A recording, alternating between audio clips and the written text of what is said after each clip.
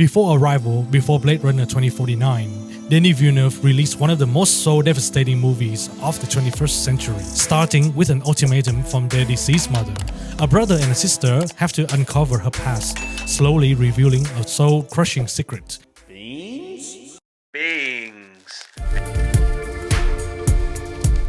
Welcome back to Movie Beings. The movie up for discussion today is the insane Incendies, co-written and directed by Mr. Villeneuve. Are you excited to dive into this movie today, Tim? I don't know if excited is the right word.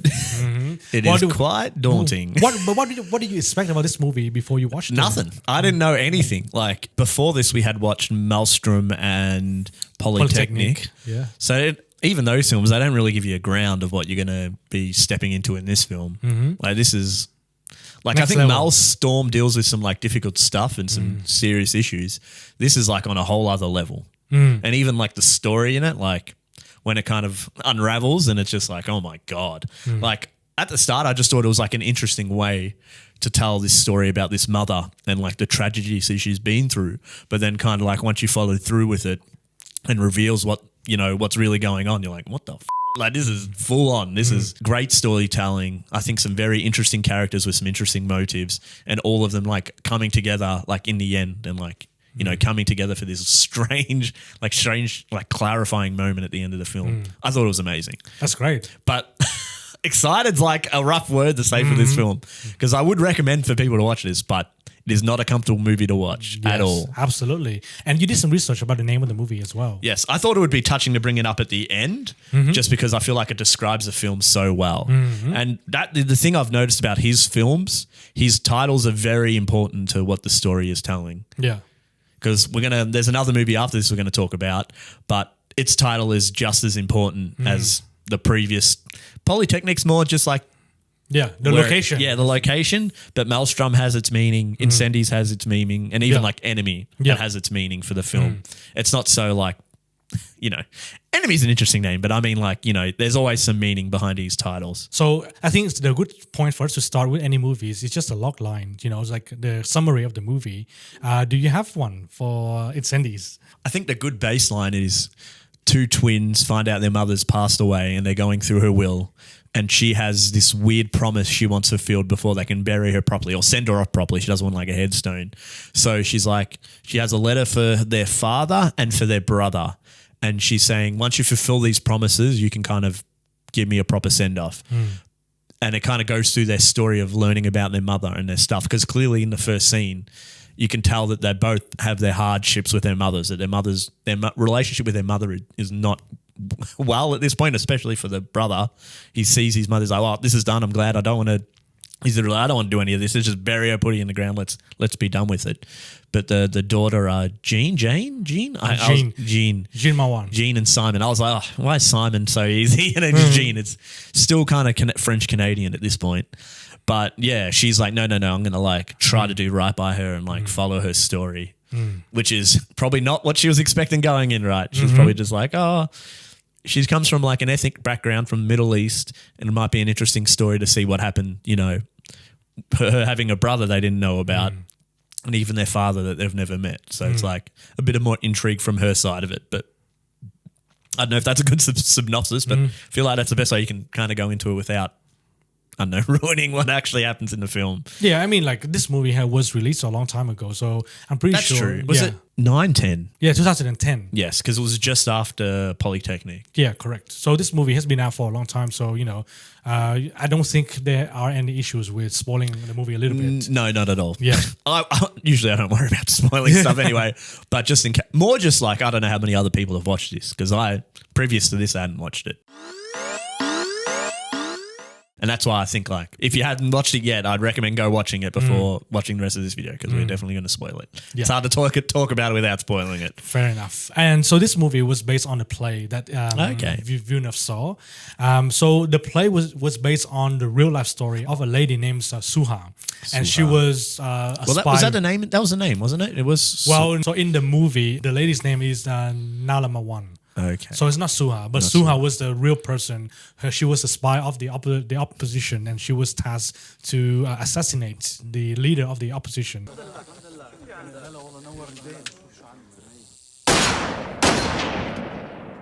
and she was imprisoned, and she went through this whole trial. So the author of the play met her, interviewed her, and then got the inspiration for the play. They made the play. Villeneuve saw the play, and then he was like, "Oh, this is going to be a good script for a full feature movie," but he had to go through a few challenges before he can obtain the right of the play.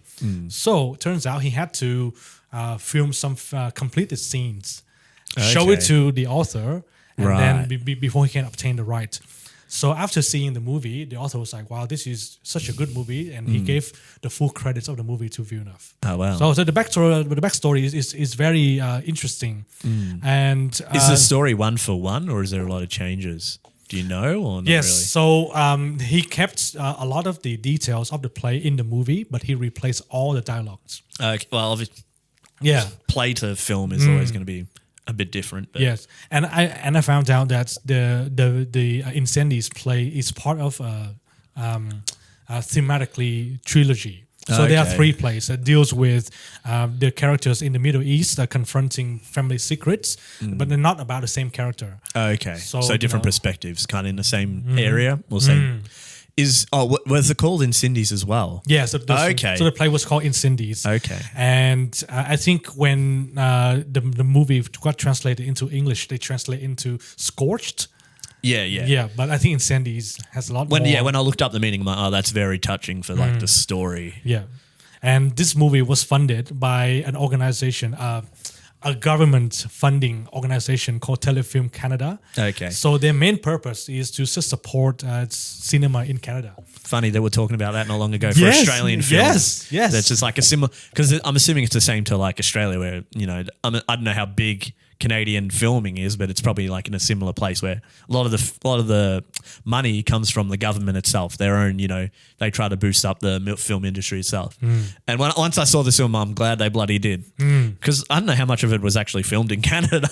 Because a lot of the filming Middle East, so in Jordan, I think it was mostly filmed. Yeah, because a lot of the when it like cuts to another part of the film and it shows like a name of a town, a lot of the names, because I was like, oh, are these real? And they're not.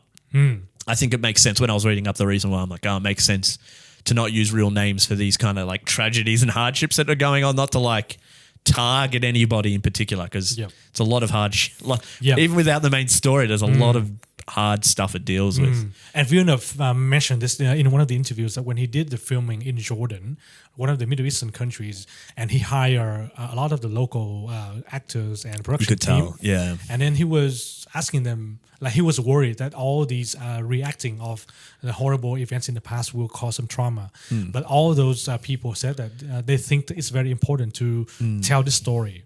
Yeah. So I think it's such an amazing and underrated part of the movie as well, because we follow the main character, but we sometimes don't pay attention to all the background actors that are doing such a great job. In the sense of this film, kind of like how many lives it affects without the main character.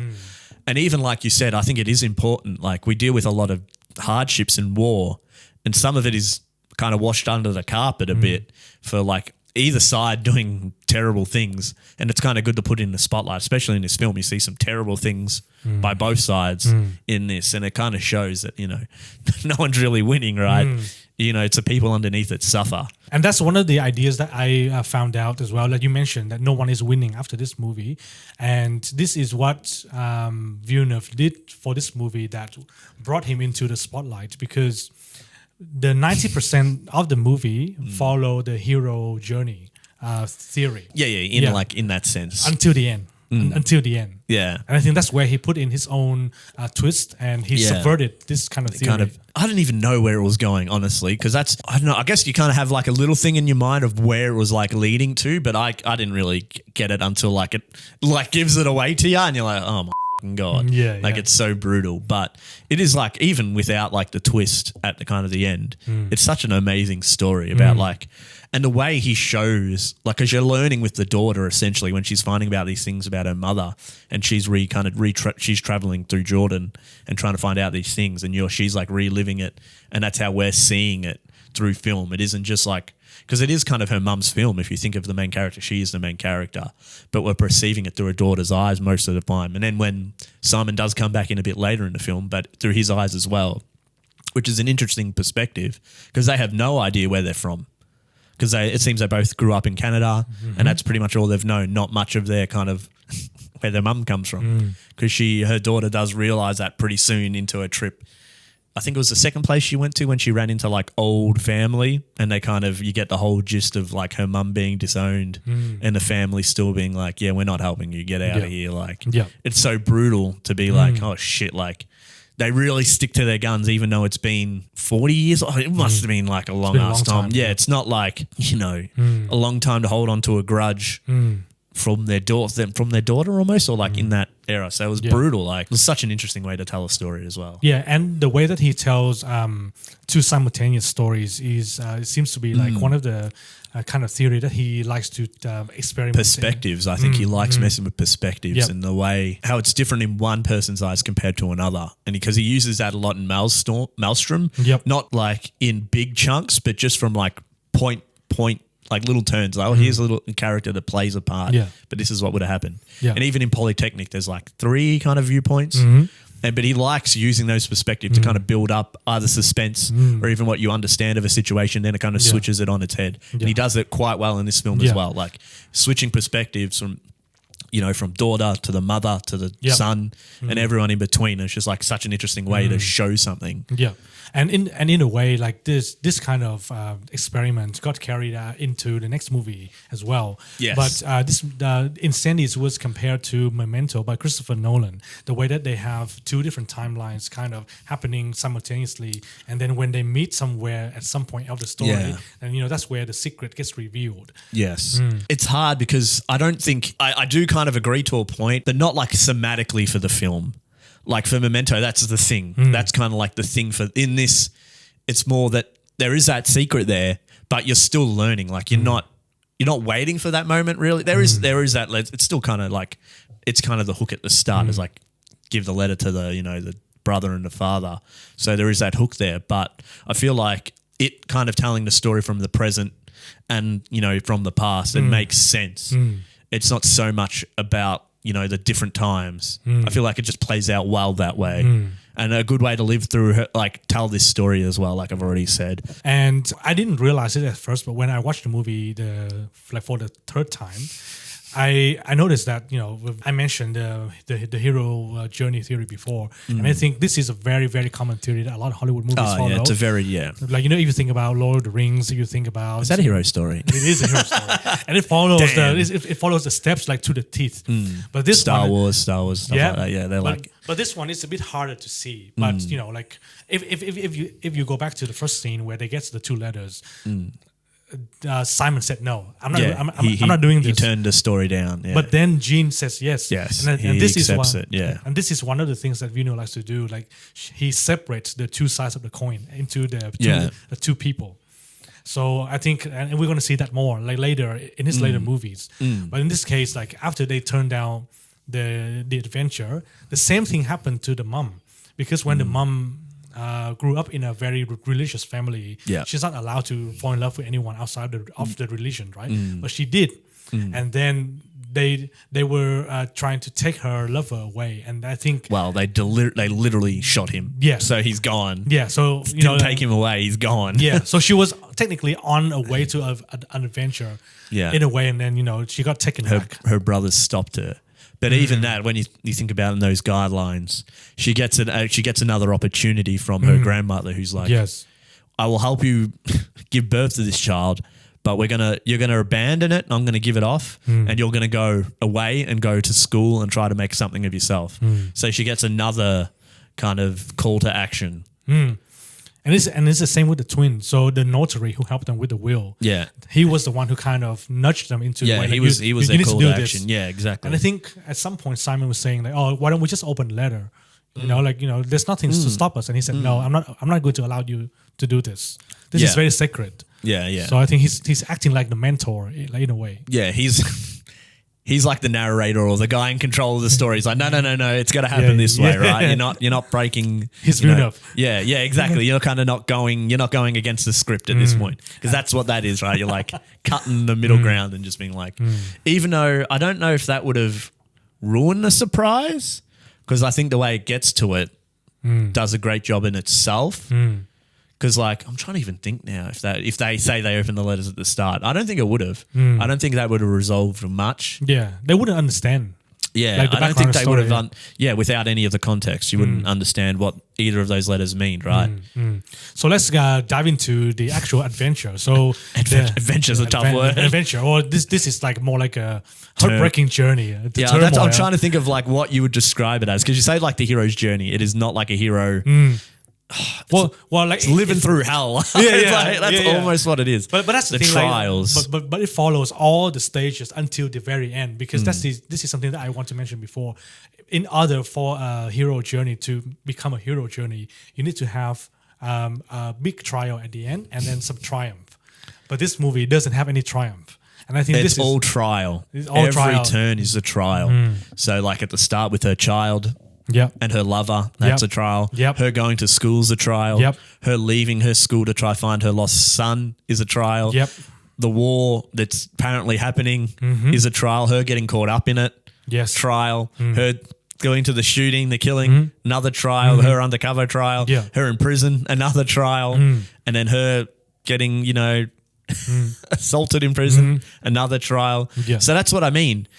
She never really wins, even at like, we get to the end of the story. There isn't, like you said, there isn't like a triumphant, because she even says it at the start of the film, or we get it when he's reading the will. He's like, I have these promises to keep that I have failed. You have to do them for me.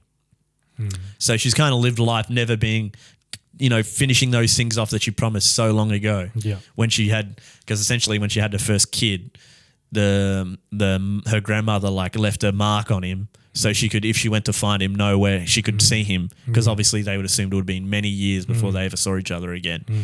So that's what you're completely correct. There's no like victory. There's no victory. moment. She's not getting any trophies. You're not like, oh, we're living happily ever after again. He's like maybe the other one, but yeah. That's what I mean. It's just like tragedy after tragedy. And I think this is why this movie took Villeneuve to the spotlight, because he follows the trope, but he subverted the theory. Yes. And he added his own ideas in, and he did it in all the correct ways as well. Like, he obtained the right of the play. He cast. The casting of this movie is such an insane process, and I think he did such an amazing job of casting the two main actresses. The lady who played Nawal Mawan, the mother, he was planning to have 3 different actresses to play this character, because this through her life, because this story spanned out like 4 decades. Yeah.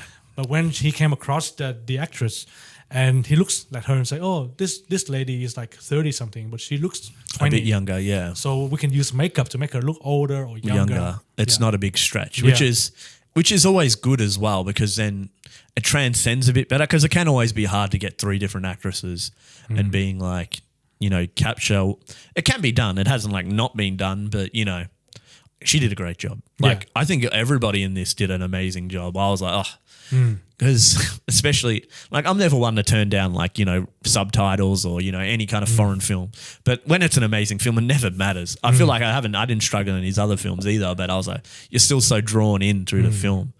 And even if we look like at something like Maelstrom, that you could even argue like, you think of like the hero's story, she is just struggling, but she does get that. She does have that success right at the end, right? In this, like the succeeding isn't like it's not like a gratifying moment, which I think is interesting as well. It's just kind of like clarity for the moment, but it is insane. Yeah.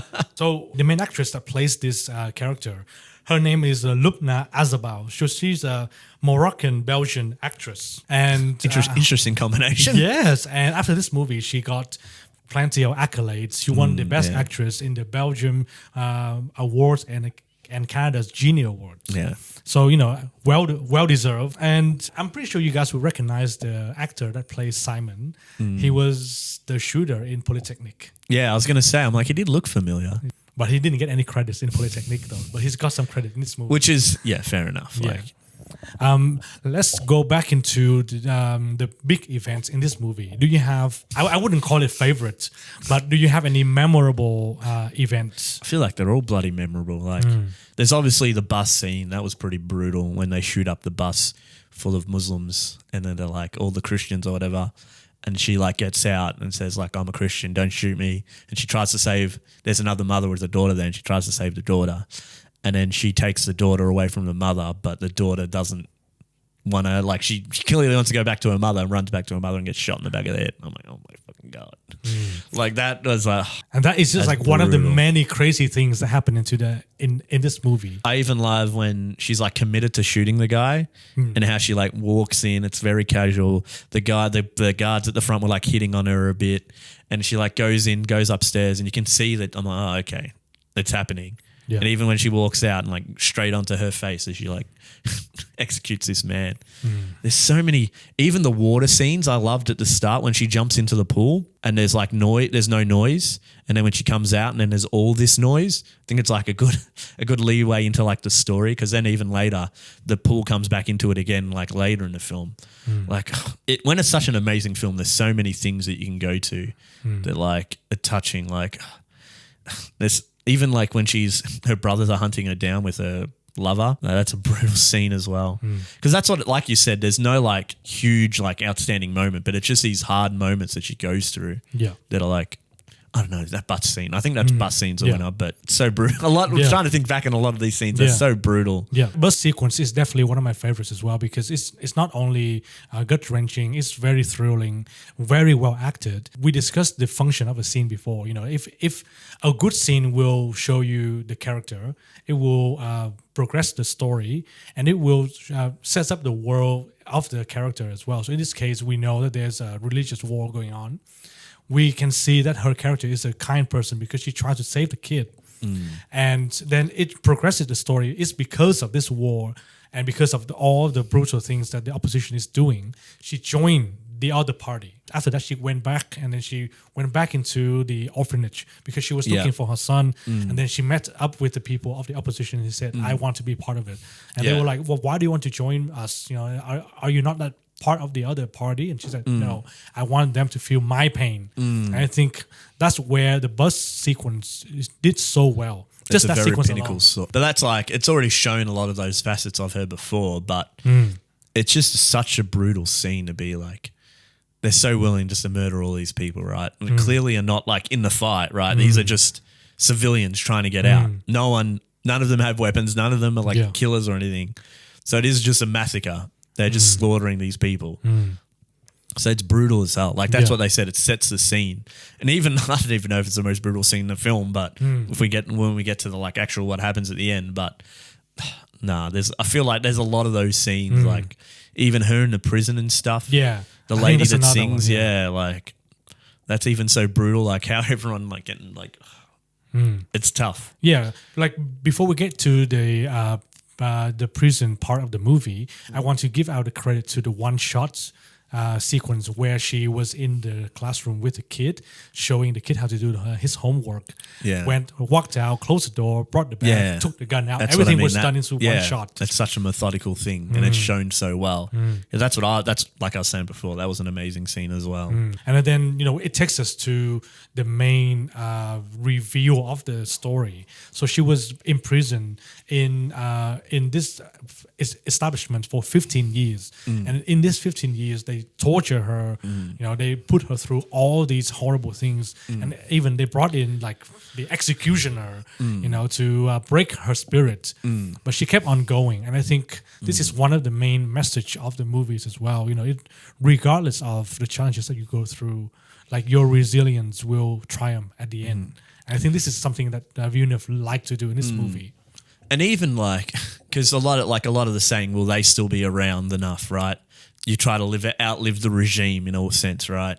But, I'm sure there's easy said watching through a screen, right? Compared to living it. Like, think of, we get to like countries like North Korea or something, or even like China to some extent, like, is any of that shit going to ever come to light, or even like some of those poor people ever get a chance? But that's what I mean. It's even just for her character, because like they say it to her multiple times, like she was the only one that didn't break.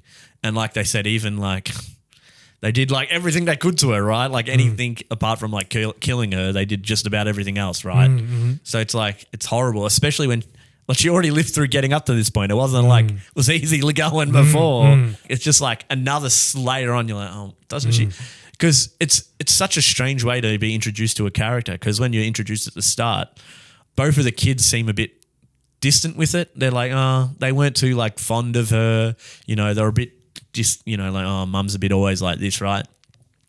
And as you're learning all these hardships, you're like, oh my God, like, you know, if they're probably lucky they ever had their mother, right? Kind of in that kind of sense, not that it, you know, excuses however they were treated or whatever, but you know, it's such an interesting way to bring it in, a character in, to then be like, oh, look at this is her story kind of thing. Yeah. And we have to give some credits to the actress that played the daughter, Jean.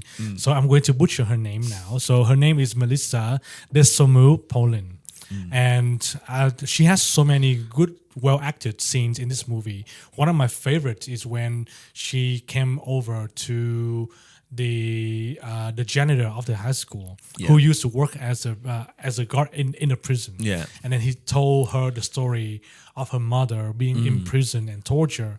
And I think like you could feel the pain coming out of her eyes. Yeah. And she was wiping away tears. And I think if that is just acting, or it's just a good piece of direction from Villeneuve, because it's not an easy way. It's not an easy headspace to get into. Like you can't just tell people like, oh, just imagine that you're hearing your mom is getting tortured. And yeah, I think that particular scene just stays with me. It's like, or even like being assaulted and getting pregnant, because that's what they tell her, right? Yeah. And then she even goes. This is when she brings her brother into it, because she's like, this is more than I even bargained for. You need to come, because she already, through the film, she already like leaves him messages, but nothing like this. This is like, oh, this is stuff we need to like get sorted out. Like this is when it, like, the movie escalates from being like, oh, what really happened to our mother, to being like, oh no, she was in some real shit and there's some real stuff going on here. It's not going to be easy to find our father or our brother, because who knows if they're alive. Yeah.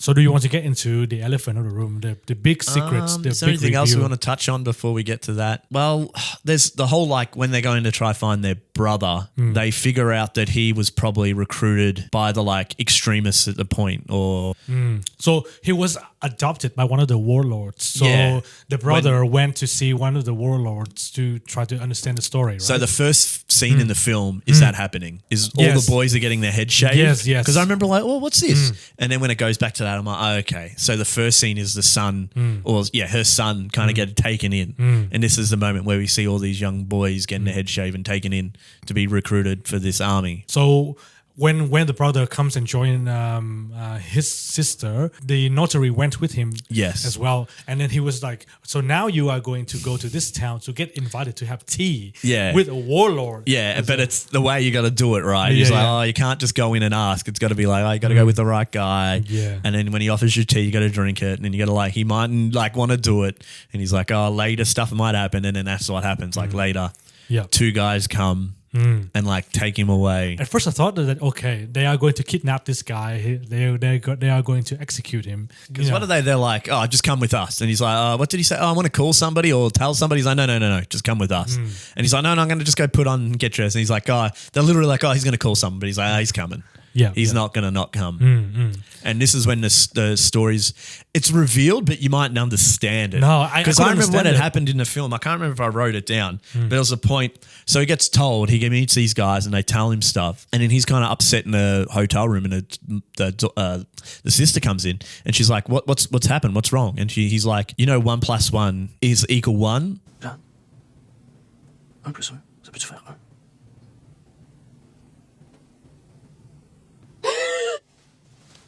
And he's like, what? And then she like breaks down and starts crying because she clearly understands. But I don't think the audience understand at this point. Because I remember I'm like, what does he mean 1 + 1 = 1? Like, what's he hitting at? And until it like actually reveals it, like, I think it's not too much longer, but I was like, what? And then I was like, oh my God, that's crazy. Like, how did you feel when you found out that secret? It was brutal. Because when they hint at it, I'm like, literally I was like, oh, how does it make that sense timeline? But like you said, she was there 15 years. And at this point, he would have been, at least in his early, teens, maybe early adulthood. So it kind of lines up, right?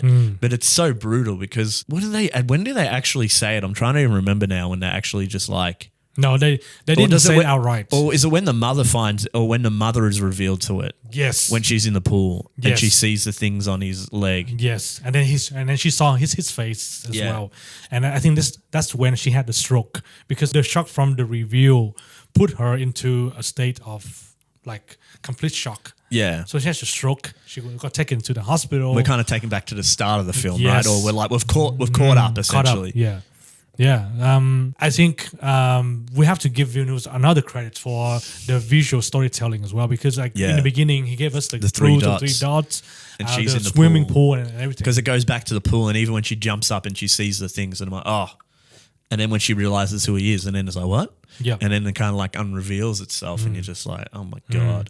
One of the heartbreaking details that I want to bring up as well is when the son grew up and he was one of the orphans that got adopted into the revolution, like the resistance army.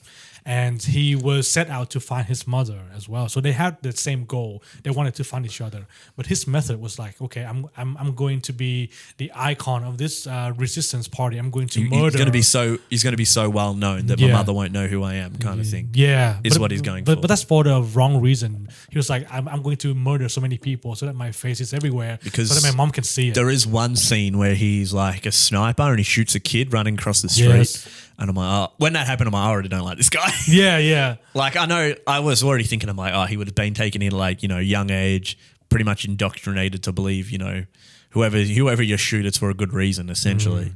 So it's like tough to watch it when it's like these poor boys just trying to get food back to their houses or whatever and just getting shot down for no reason. Kind of like the bus scene again, like murder for no reason. And I think this is another conflict that Villeneuve layer into this movie. So we discussed the idea of having different types of conflict, and I think this is very apparent in this movie. So you have the interpersonal conflict, the twin with the mom with everyone else, Yeah. right? And you have the personal conflict, and I think this is a bit harder to see from twin.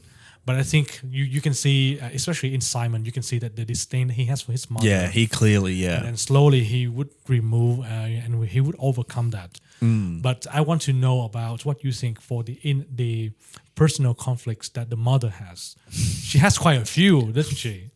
Nearly everyone a person could have. Because that's what I mean. She has like the lost son, being abandoned by a family, being stuck in the middle of the war, trying to find her son, getting caught up in the war, like dealing with all the shit that happened in her prison, changing countries. And when she gets out, the father tells her, hey, I've got a way to get out. And even that's a smart shot because they deliberately don't show him. They're just shot on her. So at that point I was even like, oh, who is he? Like, it's going to be something. Never knew where I was going. But so it's like so many, like we already said, like she goes through so many struggles, right? But she has so much turmoil to deal with. And it kind of, like, we don't really see her as a mother. We see her wanting to be a mother and actually wanting to have a chance to care for her children, but we never see that in a film. So it kind of makes sense why it doesn't show you, because you can maybe understand the disdain of the son, where the son's a bit like, why should I do her any favors? So it's tough to like show all these hardships she goes through. Like, you still feel for her no matter like if she's a good mother or not. And even like when the reveal happens and understand who they are, it's even more of like that's another trial and tribulation for her, because these kids, we figure out about the rape and they figure out these are the children were from the rape, where they I don't think they thought that they thought this son initially it was the brother was. Yeah. And I think that detail was revealed in a very smart way when they came to visit the nurse that helped their mom deliver the kids. And we got taken back to that moment. And I was like, okay, here's the moment where she had the kid. And when the nurse put the hand on her leg and said, okay, here comes another one. And I was like, oh, wow. Yeah. Okay, crap. Because then that just like, oh shit, they're like... Let alone it's like, okay, their father's a terrible person. And we're just like, okay, they have to find like we already discussed, like an army guy, a big warlord dude, a big killer. Like that's essentially who their father is. Yeah. So after they found out the secrets, this is where their journey kind of ended. But I want to discuss the return, because this is where all the messages and all the core themes of the movie comes together. So they found out the story. the mother got taken back to Canada by the notary, and she had a completely different life. At that moment, she had a choice with her twin. Because when she got given the twin by the nurse, they were like maybe 5 or 6 years old. So at that moment, she had the choice not to take care of them. Like she had the choice to abandon them, treat them like crap, or just not take them. Pretty much, There's like a lot. Like we know this brother doesn't seem to like his mother, but it doesn't seem like, not like that level of kind of like disdain of being like she was absolutely terrible. It just seemed like she was a bit out there and not all like all together. Which after you learn the rest of her story, it makes sense of being like, oh, it kind of makes sense that maybe she isn't all there all the time, right? Yeah. So when they came back to Canada, they had this completely new understanding of their mother, what she had gone through, and I think that when they met up with the brother and they gave him the 2 letters, and I think that was one of the moments where they kind of resolved whatever conflicts that they had with the mother. Yeah. And I think that moment was very mellow moment. It carries so much meaning. It carries a lot of weight.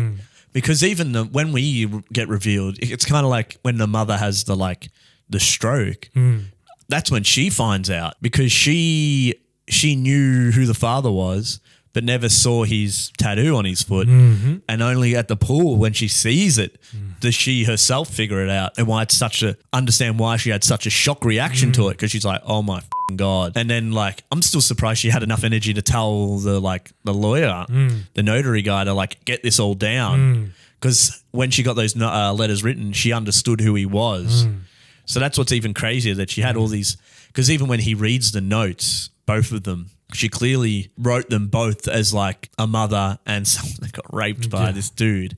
And him reading them is just brutal as well. Yeah. Because I think that when she was in the hospital and she whispered the messages to this notary, he was the one who wrote the 2 letters. So he knew what's going on, but he didn't want to reveal this to the twin. And he wanted the twin to go on this journey to learn about their mother's past to and understand trials. their mother. Yeah. Now, I mean, I still think that this is one of the most devastating, capturing, amazing movie that I have ever seen. Yep. And in terms of Villeneuve's career, this is the biggest movie in terms of scale. He did this movie in Canada and in Jordan. And plus, he had to have different production crew, different set pieces. So this is the biggest movie that he did up until this point. And I couldn't believe that he did this movie with $6.5 million budget. Holy shit. Mustn't have been paying any of those people in Jordan. They mustn't be getting much money. How is that even possible? I know, it's crazy. And this movie got $16 million box office. So he kind of double. It's sad. I mean, it's not a commercial movie. You wouldn't take your kid to watch this movie.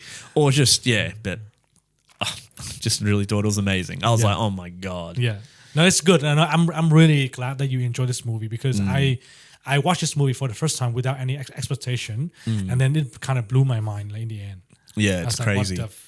Pretty much. Yeah, I think that's what everyone's reaction would be when it's revealed, because that's what I mean. Because then everything else kind of makes sense. It all kind of falls together, which is great.